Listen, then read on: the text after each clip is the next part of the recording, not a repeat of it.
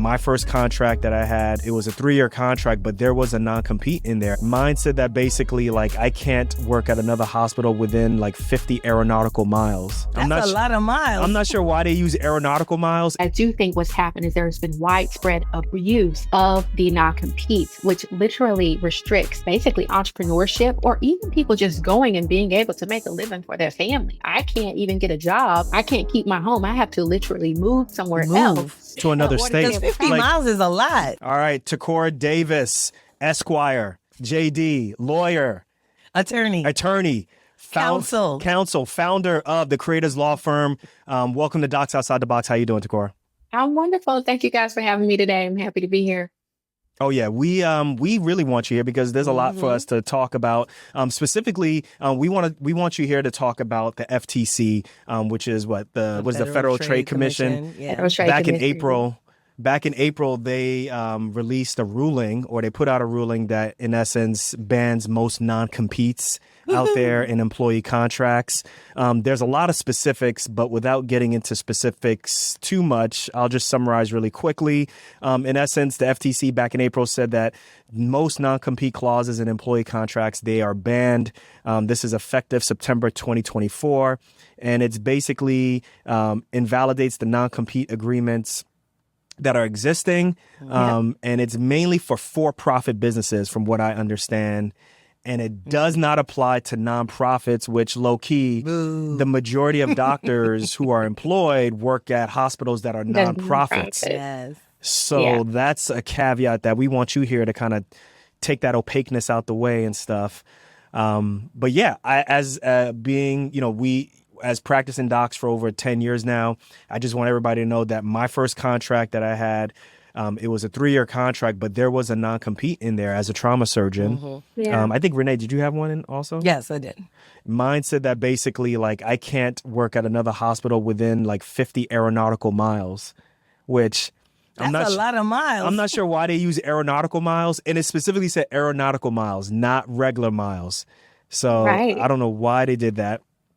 But the question that I want to start off with you is this. Like, from my standpoint, like, I'm so used to seeing non-competes mainly like with tech companies, mainly because they're trying to protect something. Like, they're trying to protect information, IP. Like, Apple has a bunch of people who are working for them, and they don't want those workers to go to Google and take some of the trade secrets. Absolutely. But what I'm confused about is, with doctors, what's the trade secret? The trade secret is what I learned in med school, right? Like, there is no, like, I feel like there's no secret sauce at the hospital. The secret sauce lies within me. So how are non-competes even valid for doctors when they're the ones who have all the knowledge? That's a great question. I love you're coming out the gate swinging. So, in essence, one, let's talk about what a non-compete is, right? So a non-compete is a clause that is placed inside of contracts, workplace policies, handbooks, and it's really a condition for employment. And it is to prohibit the worker, the employee, from going out, or it penalizes them from going out and basically either starting a competitive business or operating a business for a competitor, a counterpart, right? And that happens, or it should go into effect at the conclusion of employment. And so generally, the history of these non-competes was really to preserve the competitive advantage, to reward entrepreneurship. However, as time has went on, employers have actually abused them, or arguably. They're going a little too far. Right. It's like you're doing a little too much. Yeah. Right. Especially with the aeronautical miles. I'm like, whoa, that's a bit much. Right. And so in essence, we see the incorporation, or over time, we saw the incorporation of these particular non-competition clauses into contracts for doctors, because they are essentially saying, hey, we want to preserve the competitive advantage of the hospital. And I think if we really look at how America views medicine, it is not necessarily, and this might be a little controversial. People give it to us. Give it to us raw and direct. We good. Give it to us. It's not necessarily a human right. It's a commodity. If you go to another country, it's more so viewed as a human right. Even Mm-hmm. personality rights, in the European Union, it's viewed as a human right. But here it's also viewed as a commodity. And so if it's viewed as a commodity and you as the doctor is viewed as a commodity, then they want to make sure that you don't go anywhere else. Um, Right. Recruiting a medical provider, professional, a doctor is very costly. It probably costs a lot more Mm-hmm. money to recruit than to retain. And Mm-hmm. so, when Cause it I was comes to taking all them steak retention, dinners. We was taking all them steak dinners. You taking all right? them And steak And then so dinners. they put, I got to take something to go for Renee also. We get an extra right, steak, you right. know? And so, the non-compete clause, in essence, it's supposed to be only for employees, not independent contractors, Right. Which Right. we're going to get to that in a second. Okay. All Right, right. All right. right, right. Yep. And it's not supposed to be for independent contractors or Mm-hmm. externs or interns or volunteers or apprentices or anything like that. Right. And Yep. so that's really kind of the historical aspects of it. But why it was applied to medical providers in the first place, obviously, you all are viewed as a commodity. Right. And medicine Right. is very lucrative in this country. And so all of that and the politics of it all comes into play. Does it make it right? No, but that is what it is. What it is. Yeah. So this is the next thing I have a question about. Just because it's in your contract, Mm-hmm. does it mean that it's legal? That's another great question. And Because so, for years, I've heard people saying that, listen, if you have a non-compete, they can't enforce that. But then it wasn't until we heard this FTC thing that came out. So I'm just wondering, like, aren't there things that are unenforceable? absolutely, right. So, non-competes, they are just thrown into contracts. And you'd be surprised. Sometimes lawyers are not uh, drafting some of these contracts this day and age because people are like, I'm going to chat GPT because that's my lawyer and I'm going to Mm-hmm. throw some stuff in there. That's scary. But which is crazy, Yeah. right? But Mm-hmm. I'm going to make it aside and I'm going to come back.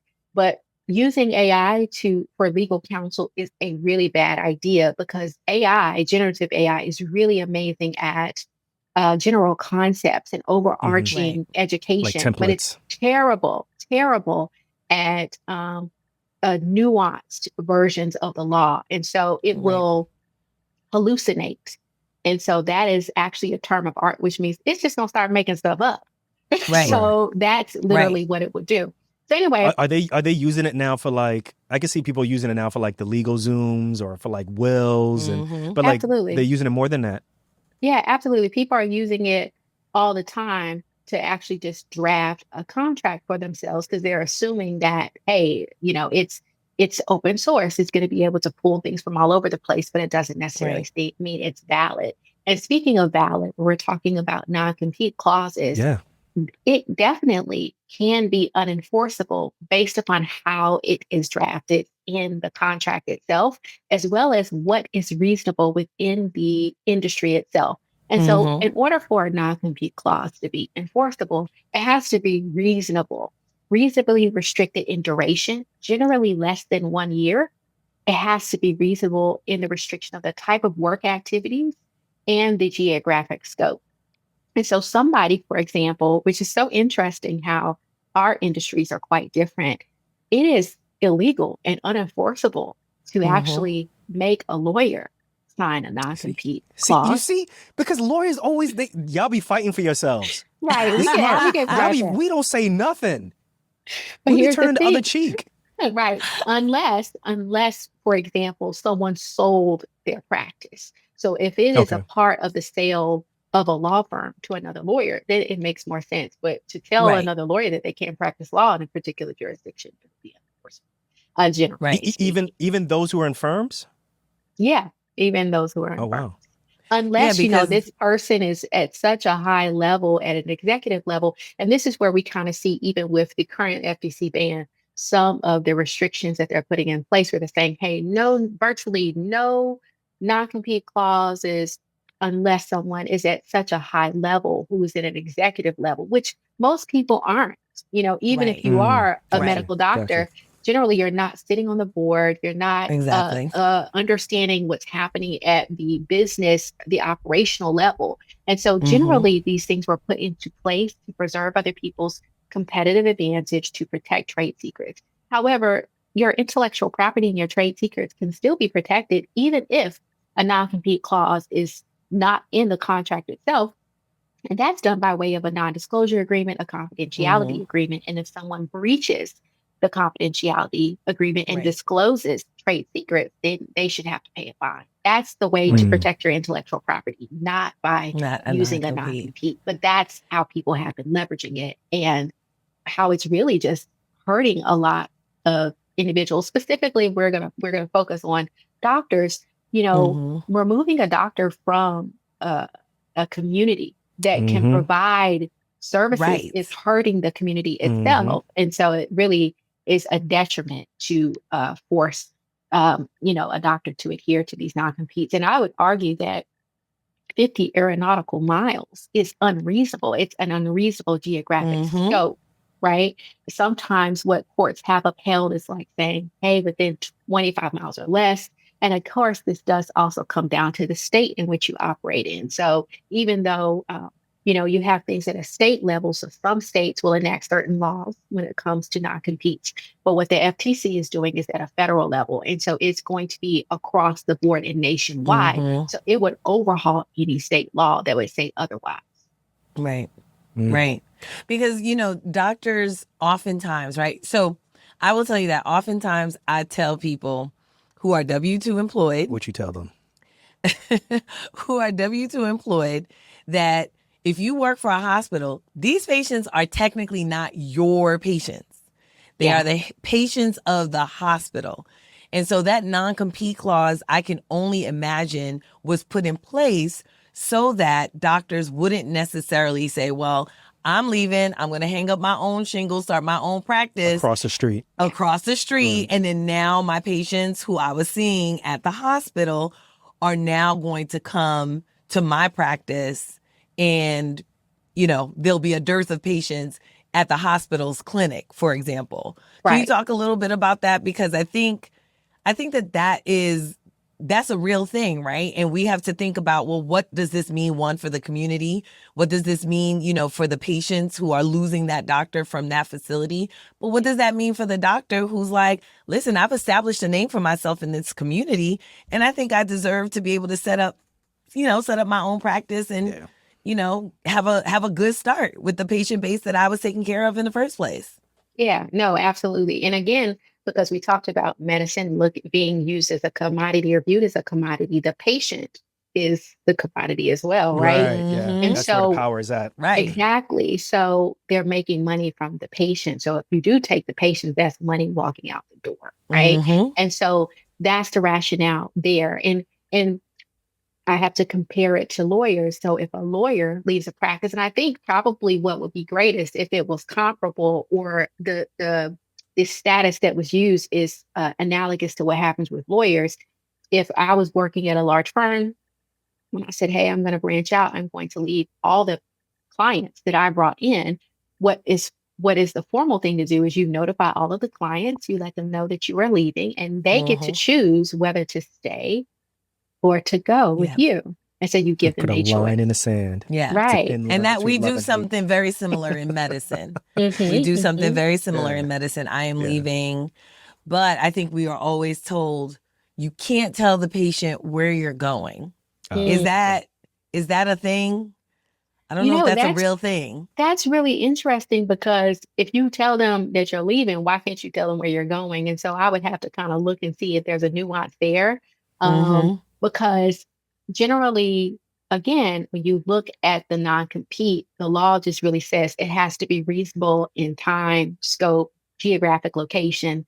And, and again, most of the time it's within 50 or 25 miles in that particular state, right? So And it also there... limits, it will limit the right of that.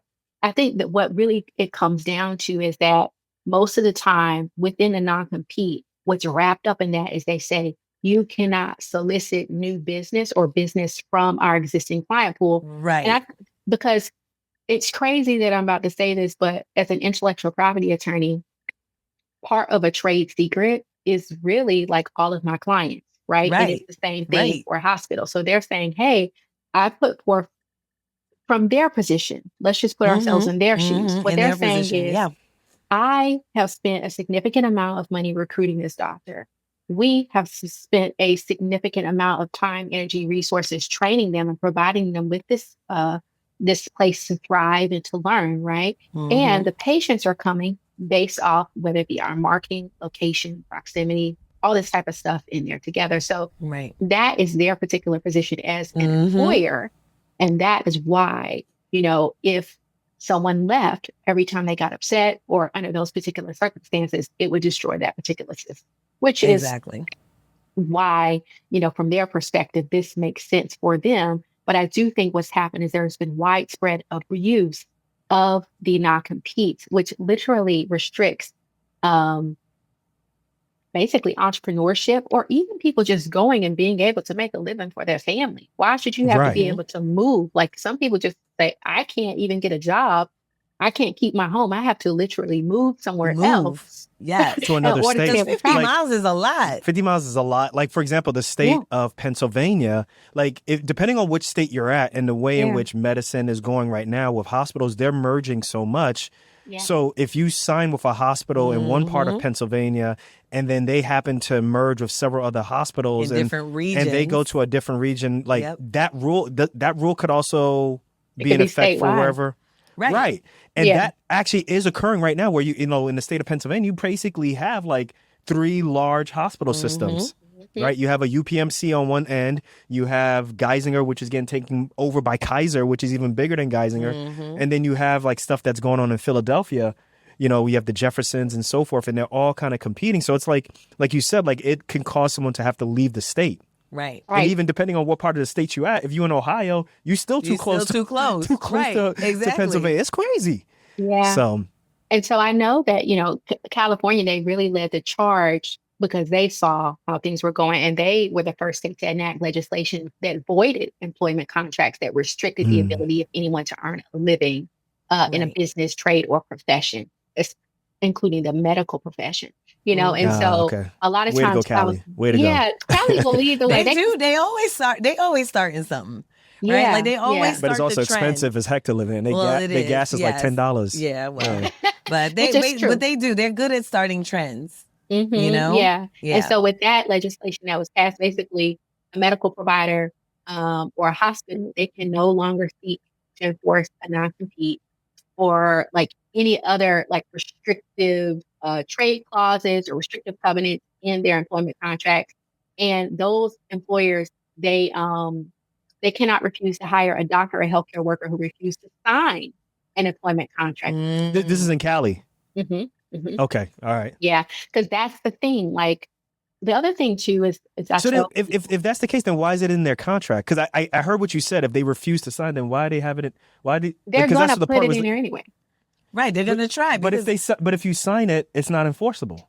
In some places, here's what I'm saying. A non-compete clause can be enforced. This is good conversation. Drafted correctly. If it's drafted improperly, then it renders that clause unenforceable. So in order for a non-compete clause to be enforceable, it has to be reasonably drafted. It has to be reasonable in the time limit that they restrict your ability to, either start a business or work for someone else. It has to be reasonable in time, the length. It has to be reasonable in geographic location. And it has to be reasonable in what they're asking you not to do. Like, I'm like, if I work at Lowe's and I put the paint up, why can't I go work at Home Depot? Like, that's ridiculous. Right. But they're making folks like that, sign these things. So again, go ahead. Who makes the decision do you have to go into arbitration to find out what's reasonable in terms of the miles? What's reasonable in terms of what you can't do? So, how does someone who have that in their contract figure that out? Before you answer that question, I want to say that, because you talked about, the criteria by which it would have to be enforceable or unenforceable. I think you just Kanye West me. But I'm going to say one. Hold on for a second, Nia. I'm going to let you talk. Ticora's like, yep. Let her finish. Dr. Renee had the best comment of all times. Okay. This is our life, Ticora. But the other non-spoken piece criterion, I'm assuming, is the doctor or the person who is affected would actually have to know that this is unenforceable, that this is unreasonable. Because if they do not know, then they will just follow suit because it says Absolutely. so in my contract. Absolutely. I think the other thing too is that people don't realize that just because a contract is presented to you in a PDF, that you can't negotiate it. So a lot of times people are like, Standard okay, contract. Yo, I didn't even know that's a Jedi mind trick. Actually, Standard. because you feel don't like, send it to him don't send it to him as a Word document. Right. yeah, We they're do the like, same oh, thing, it's a though. PDF, right? And you're like, or if it's printed out, right? And like you're sitting here like, We well, do I the guess same this thing. is it, right? Like you're Yeah. like, Right. I guess I this guess is what I I got. guess I better get my pen.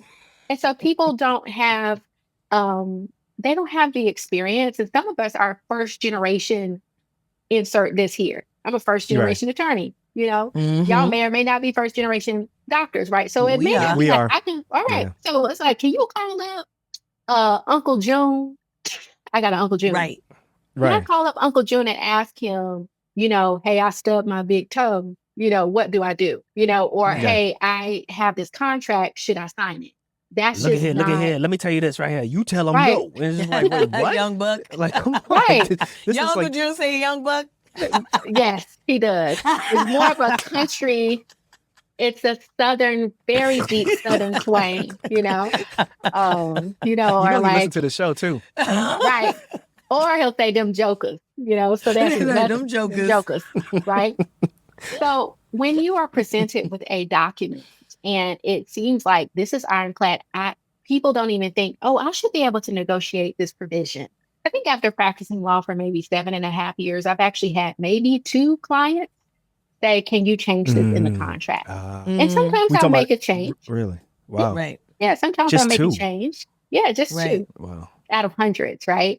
Right. And again, because most people think, well, this is what it is. But if you or this is the thing too. This is another way that a non-compete can be unenforceable. Let's say that you begin to work for someone, and this happened with my brother, and he works at they make doors. Okay. They make doors for places, like doors for Right. hospitals and things like that. And he had been working there for like 3 or 4 years, and management brought everybody into a room together. They were like, we have a new contract. We want you all to sign it. And the contract had a non-compete provision in it. So he was like, this seems weird. He called me up and he was like, I don't want to sign this. And I said, well, are they giving you a pay raise? He was like, no, my pay raise is going to be the same. Nothing's changing. I was like, listen, go ahead and sign it. It's not enforceable. Because Right. because a lot of times, depending upon the jurisdiction, if what you need to have in a contract in order for a contract to be enforceable is 3 things: offer, acceptance of that offer, and consideration. So someone is offering you a job at a certain salary, right? You accept that job. Consideration is an exchange of value. I'm giving you my Right. labor in exchange. You pay me exchange money of- every 2 Right. weeks, please, right? Right. But for him, there was no new consideration. He wasn't getting a pay raise. He wasn't getting a bonus. They wasn't giving him no gas card. It was just, it is what it is. So I said, fine. Right. There's no new consideration. And even if they did try to enforce it later, it's not going to be enforceable. This is actually not a validly enforceable contract. And some jurisdictions, they'll say, well, continued employment is consideration, but many it's not. And so Yeah. he had the benefit of having a baby sister who he could call, and I could Right. just tell him Right. that. So Wow. if you driving right now and they listen and someone is listening and they're like, yeah, I do have that in my contract. I'm trying to get this taken care of. Like, what should someone do right now outside of just like roll into like the CEO's office with like Ice Cube with a bat? I want out of my contract right now. I want out of my contract. Don't do that, right? Wasn't a good day. Don't do that. So, but what is the next step to say, like, look, I just want this out of my contract? Like, one, should they ignore? Because the question is, does it even matter? Or should they take the steps to start the process of just saying, I want this out of my contract? Okay, so we don't want to poke bears and bulls unless we absolutely have to. Okay, Right. And we so also want the disclaimer that Ticora Davis is not your attorney. I was about to And say that. we, You that's read my right. mind. And this is not advice. Go ahead and let her say that. Go for ahead and let her you say that. specifically. Go ahead. Let her say that. She got the Okay. loans Yeah, to you- show that she can pay for that. Go you ahead know and say she that. got loans. Maybe she got a Right. I scholarship. ain't even look. I'm I just ain't even got my mic on. But hey, I'll hold it upside down. Listen, Right. y'all. Don't try to This sue is- us. Don't try to sue So- us. so Okay. this podcast is just for educational and informational purposes only. Neither Yes.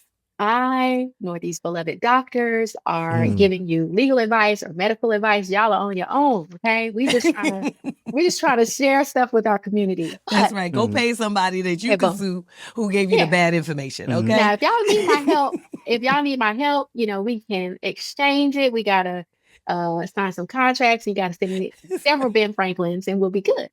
So, Dang, that high? That's your retainer? yeah. So, okay, Several. There's not even a number. It's just several. several. Okay. She wasn't specific. That's scary. Okay, go Okay, ahead. no, send me 5011 Ben Franklin. It will be good. Okay, so I would pay the consultation fee for an attorney who really specializes in healthcare law because they will really know. They're going to have their finger on the pulse of this and not just someone who is a generalist. Like my specialty, again, is, business law and intellectual property law for small business entrepreneurs, scrappy individuals, right? But folks who really do and practice health law, they're going to have a really great understanding of not only what's happening at the level of healthcare, right? But they're also going to understand it from a business perspective. Find someone who is licensed to practice in your state as well. And then from there, I would have them look at the contract, look at anything that is publicly available, and advise you of what your next moves could potentially be. That would be the very first thing that I would do because they may look at Okay. it and say, you know what, this isn't even enforceable, or you know what, you don't have to do anything because in September it's already going to Right. go into effect and into play, depending Right. upon where you work. So that would be what I would say to do. I would not try to pull a TLC and say, give me I'll burn all it my money. down.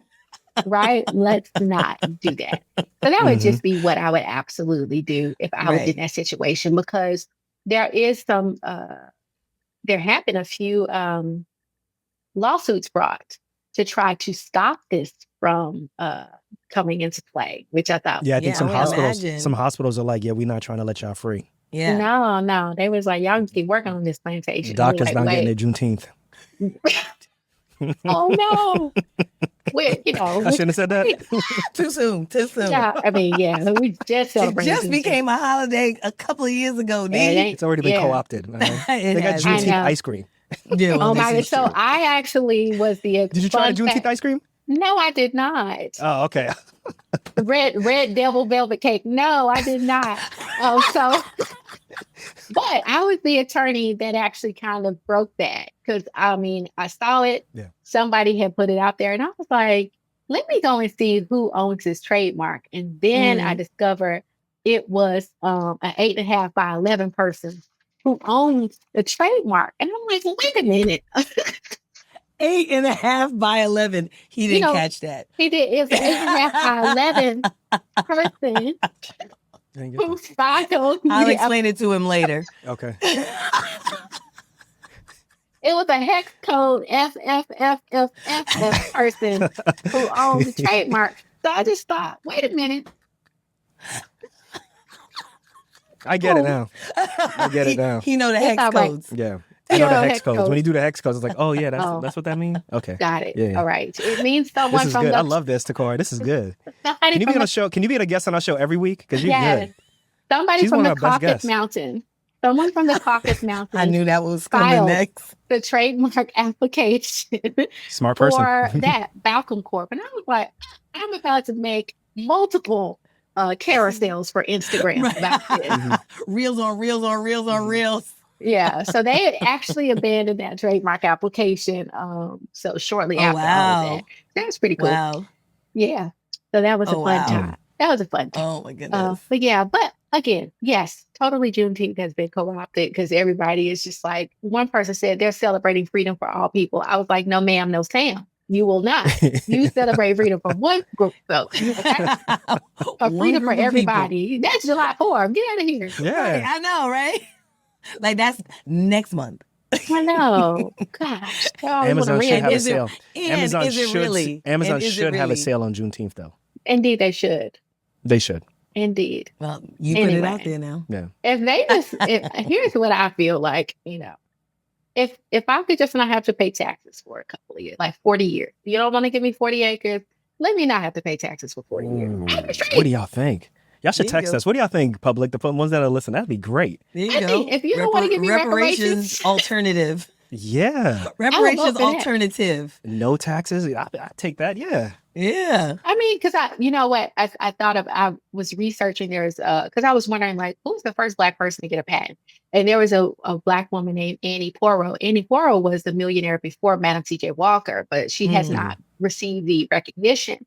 And she did it with a hair pomade and stuff like that. And so she filed a patent back then, but she ended up losing a lot of her assets because she was taxed. I'm like, wait a minute. She wasn't able to vote in 1920. Y'all were still taxing her. Mhm. That's No taxation without representation. representation. I just Yes. thought that was messed up. Isn't that we've been- wasn't that the reason for 4th of July? Yeah, that was 17. That was for Wasn't the that the reason for 4th of July? Tea Party. yeah, the Boston Tea Party. This is the Yeah. whole reason, right? That they fought and won on the 4th of July. That's the whole Yeah. issue of Taxation Washington. without That's the whole issue of representation. Washington D.C. right now. Yeah.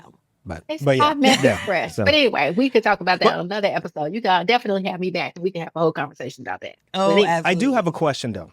Yeah. Non-competes with independent contractors. So Yeah. me and Renee, we work as independent contractors, right? So we're not employees, but we work, we do independent contracting at a nonprofit hospital, some nonprofit hospitals. So can you put a non-compete, like my contract, one of my contracts says that it's basically a non-compete in there. What does it say? You got a non-compete in your contract? Yes, it does. It's Where? there. Who? What Well, does it say? we can't say it on the show, but there is Well, a not who, non-compete. but what There's does a it say? non-compete. One of them is the aeronautical miles one, right? No, but that's when you were. Listen, in one of the independent contracts how I that missed I have that. right now, there's a non-compete in there, right? Mainly because I think they were concerned about going in between trauma centers, in between and so forth. But how does that work with folks who are not employees? How does that work? right. Now the general rule is that non-compete clauses in independent contracting agreements are illegal. They're unenforceable. That's the general rule. Mm, And so Gotcha. I know that's in there, but I would be really surprised, absent some extenuating circumstances, that would even be legally valid. Again, I'm not giving legal advice. That's just my legal spidey senses are tingling. Like, this is wrong. Like, that's what's Let me happening. get my bat. Let me get my bat. But I Louisville don't even Slugger. understand how you have a non-compete clause. That's a contract I People didn't see because I people put it- definitely would have been like, They nope. put it in there all the time.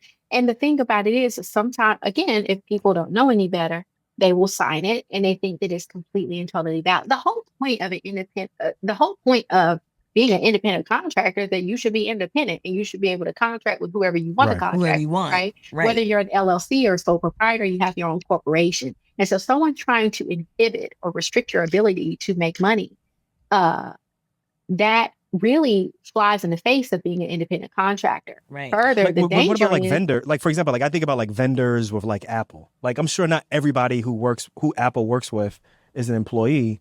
Right. Right. Would a vendor but that vendor would be have to like a sign? restrictive covenant.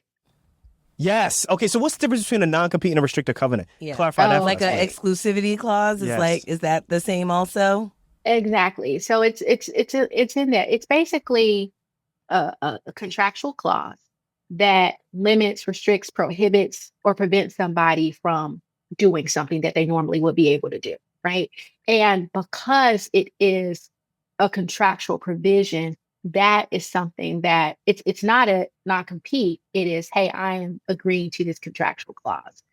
So sometimes though they are valid and enforceable, but for someone saying, hey, you as an independent contractor can't do this or XYZ 1, 2, 3, the danger is that you could be reclassified as an employee and then they have to pay all these back taxes that they've been avoiding. Mhm.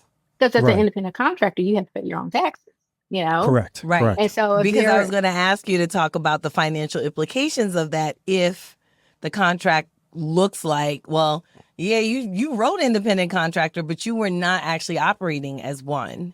Exactly. If you're not operating as one, then the argument is that you could be reclassified as an employee. And then now the employer has the burden of paying back taxes to the IRS because they were trying to take advantage of having the flexibility of having independent contractors without the burden of employees.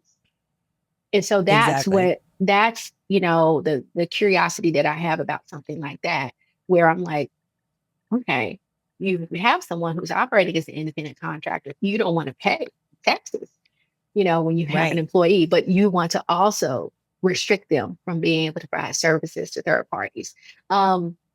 It just it gives when you sign a type of restrictive covenant, well, in particular, when you sign a non-compete, especially one that's like enforceable, you are really relinquishing a lot of rights.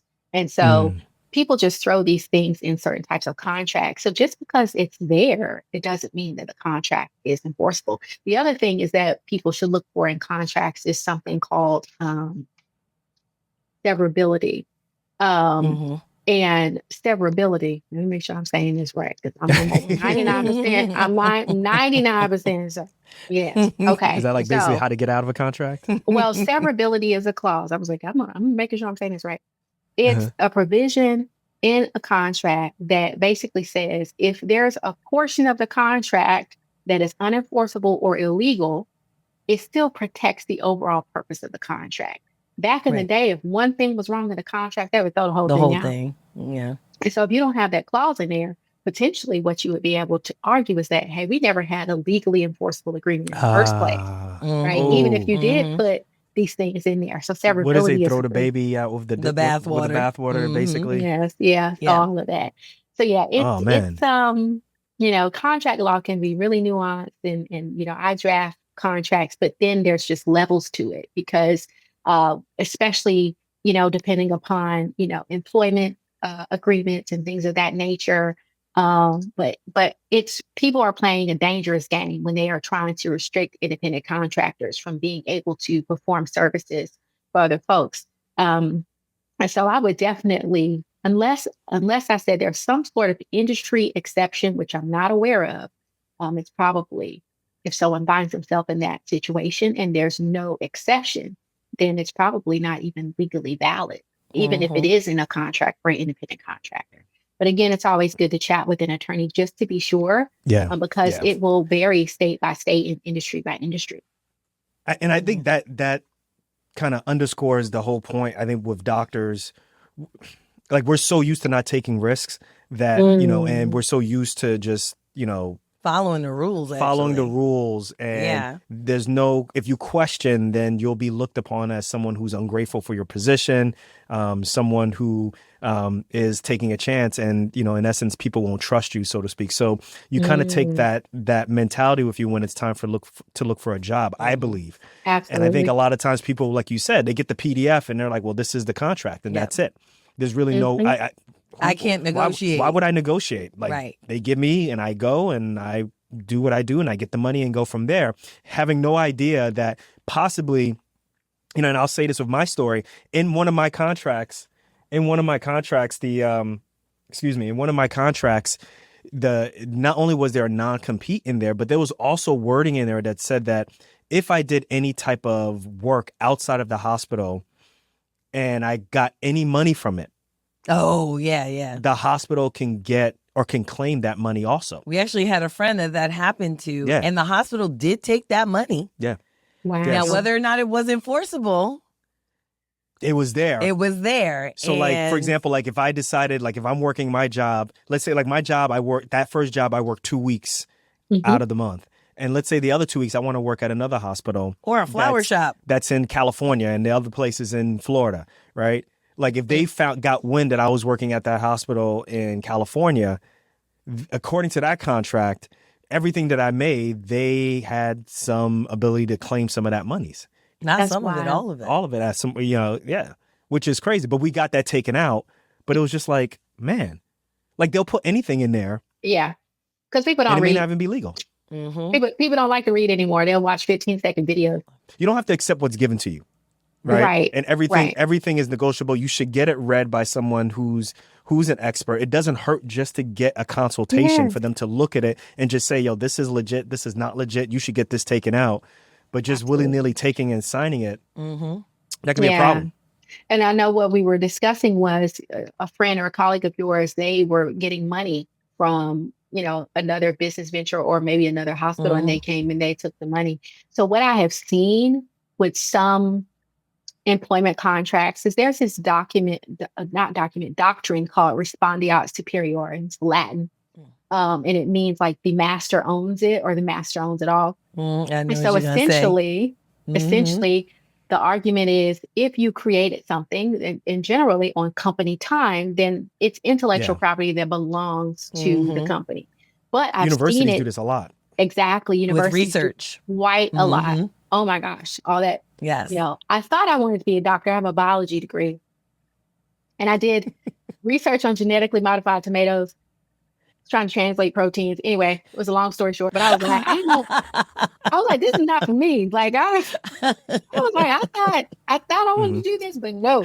Anyway, but that's how I discovered intellectual property. But I realized that, some of the professors there, when they were creating these genetically modified organisms, they did patents, but the patents belong to the university, right? Exactly. And so, one, because the university's standpoint is, hey, we created the environment for you to be able to thrive and actually create this invention. So therefore we own it. And so that same rationale is applied, even if you're working in some places where if you do something in off time, sometimes they will try to even reach their hand into your pocket in your off hours or your weekend hours saying, well, because you were taught this or you gained these skills here, then we own that too. It's almost like analogous to the 360 contracts that they're now making. Ooh, and music. Yes. Right. Oh, they're getting screwed. Yeah. Right. Yeah. They're always getting jacked up. But now when people start realizing like, wait a minute, from this show, you could go and do this thing. And now you're in music and art. They'll try to get a piece of every little thing that you do. Yeah. Yeah. It's like they take money from your actual recording. Then if you go on tour, they get your money, right? Yep.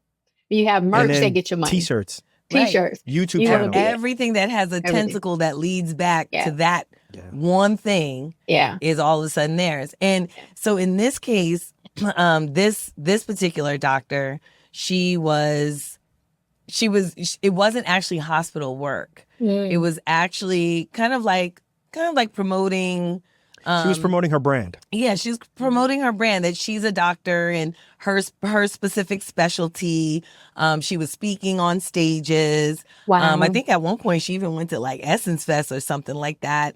Like these were the things that she was doing. She was not trained by that particular hospital. She was visible and making money. Right. She wasn't trained by that particular hospital with any knowledge that she gained, she acquired, that she paid for at whatever university trained her to be a doctor. And they definitely came for the money. They came and took the money. It left her account. Yeah. Oh my gosh. They came and took the money. Yeah. Horrible. But I'm sure if a lawyer was looking at this, they would say, I'm sure if let's say she came to you or came to a lawyer, probably would a lawyer say like that first lawyer should have caught this in the beginning? Like, is this something you would say, don't sign this? Well, it would be, one, I'm so curious about what was in her contract. They gave them the right to be able to say, wow, because of what you're doing and how you've monetized your personal brand, we now own it. I'm like, gosh, like that's profiting off of her nil, like her name, image, and likeness. So I'm curious about the contractual terms that will go into that, and very interested to see if that's what the evolution is becoming now, because us as professionals are leveraging social media to build our personal brand and to market. And so it's pulling people in from a marketing funnel perspective. And so I'm wondering that, one, was the attorney who drafted that agreement so smart and had the foresight to throw that in, meaning the attorney that represented the company, not the individual, right? Because at the end of the day, they have access to lawyers who are not there to help you. HR ain't there to help you either, Right. They are there to protect the interest of their client, which is the hospital, the medical provider, Mm-hmm. et cetera, and not you. And so it's always good to have someone who's an advocate for you in your corner and to make sure that, because I'm thinking, well, what if you want to write a book? What if you want to do some Oh, other things? Then it's like, the oh, no, no, stakes are no. high. Yeah, The stakes are absolutely. high. It's a different age. I think a Yeah. lot of doctors now, particularly like the Gen Z, the millennials, Yeah. the Ys, whatever they call them now, like they're very in tune with their lifestyle. So being attached to a hospital and making their name just attached to patient care, I think a lot of them are like, I'm not with that for like at least 30 years. Right. Like Yeah. it's got to be a combo of what I do in the hospital, a combo of what I do outside, which can be social media, conferences, books, all these different Selling things, CDs out of the Absolutely. you know, trunk. you know, so Well, Right. here's the other piece. The other piece is, can a hospital really state that even though you're not necessarily using their time, it's on your off time, but if you, for example, work for a prestigious hospital system. And we know that if you work for certain hospital systems, you get a certain amount of clout. So if you say, I work for Harvard, right? I always pick on Harvard. I work for Harvard, but you're building your brand. And part of your brand is that you want to really convey to your audience that credibility, that intellectual credibility. And you state, I work for Harvard. Right. But whatever else you're doing has literally nothing else to do with that university or that hospital system. Can they come after you at that point and say, or at least can they have a valid argument? yeah, like let's say Renee had a big YouTube channel. She's like, hi, I'm Dr. Renee Voney, Harvard trained physician, blah, blah, blah, blah, blah, blah, blah. And I'm here to talk to you about X, Y, and No, Z. not even Harvard trained. That I currently work. Currently a at- Harvard right, Harvard that I professor in currently- OB-GYN, blah, blah, blah, Right, blah, blah, blah, blah. And she exactly. blows up just on that. Can they come for that paper?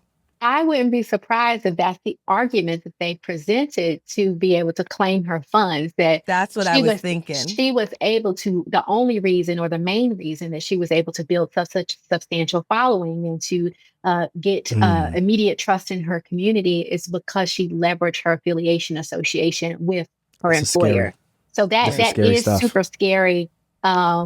And I would, because I'm like, how did they do that? But of course, when I really sit back and think about it, I'm like, they might be able to say, well, underneath the doctrine of respondeat superior, that means that we even own that aspect of things, Right. that we should have Look at been that able Latin. to claim some of Yes. that in So, employment. but for her not saying, Potentially, right? I don't right, know. potentially, right. If that were the case, they would argue, but for you saying that you worked at our Here. institution, you would not have, you would not Yeah. have thrived. That's See? the argument. This is why I say I should go to law school now. You can go to the law school of Judge Judy. Just keep watching that. You'd be That's good my right law there. school right now. Just Judy. Absolutely. Ticora, I for the folks who listening and they may want to learn more about you, they may want to work with you possibly, they may want to contact you, let them know how they can follow you, get in contact with you, all that, please. Absolutely. So I'm on Instagram, and probably that's the best place to get my legal content. Ticora Davis, my first and last name. You can find me there. It's the verified account. Hopefully you don't find a bot or something like that. Ticora Davis, DTG. Underscore GPT. Ticora Davis, right? It's She like, gives you what bad the heck? advice. Yeah, roll it to the office like Ice Cube. Don't take that Oh my advice. That's not her. Exactly. I'm not selling Forex. I'm not trying to do anything crazy like that. Okay. It's not me. Oh, okay. So that's or my website, creatorslawfirm.com.